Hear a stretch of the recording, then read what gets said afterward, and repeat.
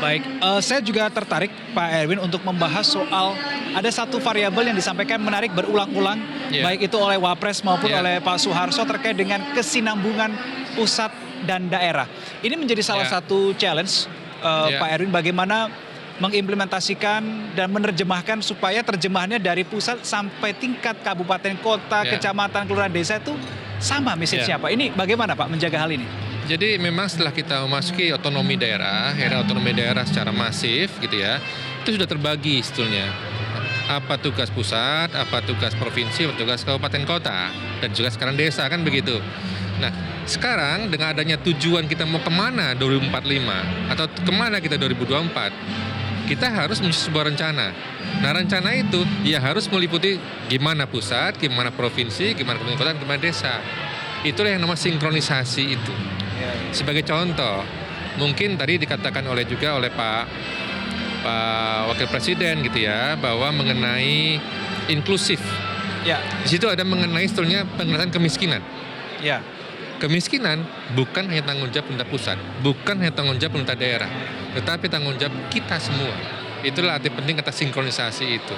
Berbagai program-program kita sudah desain, apa fungsi daerah, apa fungsi pusat. Sehingga kita harapkan itu akan semakin membuat kita semua berdaya gitu ya untuk menyelesaikan masalah-masalah pembangunan kita saat ini. Oke, tapi seringkali selama proses berjalannya waktu ini Pak, dalam proses sinkronisasi ini kan pasti ada sesuatu kendala, suatu hambatan. Itu yang paling sering muncul apa dan solusinya bagaimana Pak nanti di tahun 2024 nanti ini? Jadi di dalam proses RKP ini, sinkronisasi kita lakukan sejak dari awal.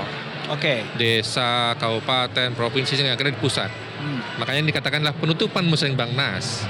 Jadi penutupan proses yang panjang dari bawah ke atas itu. Memang kendala-kendalanya itu ada, antara lain begini. Satu, permasalahan sedemikian besar di kita itu. Demand sedemikian besar, hal yang kita perbaiki sedemikian besar gitu ya. Di tengah kita memiliki sumber daya yang terbatas, APBN yang juga terbatas. Itulah kita harus pandai-pandai memilih mana yang paling duluan. Nah disinilah pentingnya kita kemudian berembuk bersama secara teknokratis maupun secara politis dan sebagainya, melihat mana yang paling penting. Itu tantangan yang kita hadapi dalam pembangunan saat ini. Memilih di antara kebutuhan yang sedemikian besar. Sorry Pak, skala prioritas ini kan apakah dari pusat sampai ke tingkat daerah, kabupaten, kota itu harus selaras semuanya atau boleh berbeda-beda? Karena masing-masing daerah tentu dengan punya kondisi yang berbeda, Pak Erwin. Saya pikir selaras iya, tapi sama tidak. Kita tidak menyamakan, karena menyamakan itu adalah lain dengan pilihan politik dan ekonomi saat ini. Kita memiliki perbedaan yang ada, yang kita harus hormati itu, gitu kan ya. Sehingga kita memilih bahwa kita harus selaras, bukan harus sama. Maka tadi kita katakan ada tema inklusif, tema kesinambungan, ya itulah yang menjadi pedoman.